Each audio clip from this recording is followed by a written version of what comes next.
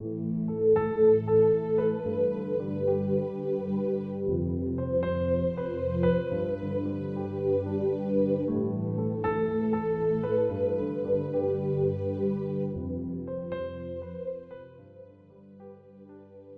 du 7 septembre, grain de moutarde.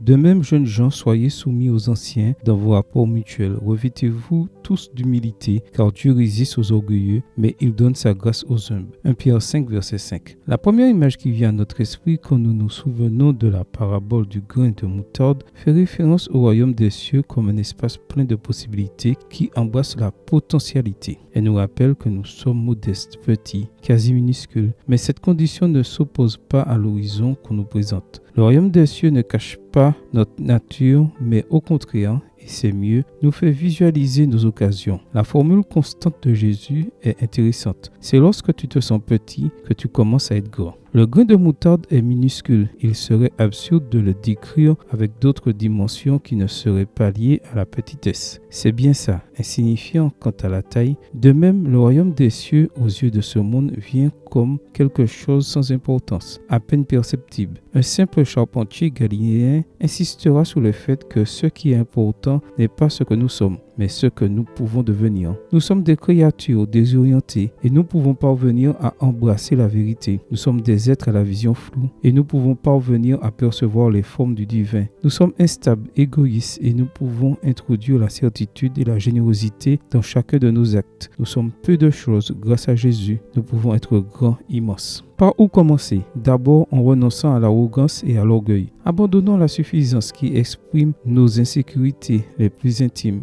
et préservons les valeurs de l'humilité et de la modestie. Ensuite, en acceptant l'appel à être grand en recevant. Ne confondons pas l'humilité avec la soumission. L'humilité est active parce qu'elle permet de comprendre ce que nous sommes réellement et combien nous nous ressemblons en tant qu'humains. L'humilité en Christ nous rapproche de ceux qui nous entourent avec le désir de renforcer notre humanité, de croître en douceur et en soutien. Et enfin, nous devons affirmer que nous sommes petits et grâce à cela, nous serons grands. Quand il faut, dans l'ordre, quelque chose, le plus important a la priorité sur le secondaire. Dans l'adoration, comme dans beaucoup d'autres choses de la vie, on doit donner la priorité au fond par rapport à la forme. Et la grâce du Seigneur réside dans ceux qui se savent humblement un grain de moutarde et qui abriteront des multitudes sous leur bonté. Ceux-ci mettent leur Dieu à la première place. Amen. Bonne journée à toi et que le Seigneur te bénisse.